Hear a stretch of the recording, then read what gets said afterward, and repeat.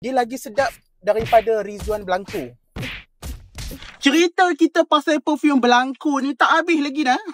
Hari tu aku dah try yang colour merah ni, Sexy Scandalous dengan Rizwan Blanco ni. Dua ni sedap gila bau dia. Yang paling sedap ni colour merah Sexy Scandalous. Tapi ada lagi satu yang colour hitam aku belum try, Most Wanted.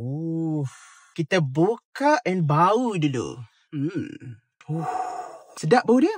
Macam bau perfume. Aduh, tak ingat loh bau apa tu. Nanti kalau aku ingat aku beritahu balik. Tapi bau dia lagi sedap daripada Rizwan Blanco. Aku suka betul bau-bau ni. Bau dia macam ada bau woody sikit. Lepas tu ada bau macam sweet. Ada bau woody, ada bau sweet sikit. Tapi betul dia lagi sedap daripada Rizwan Blanco.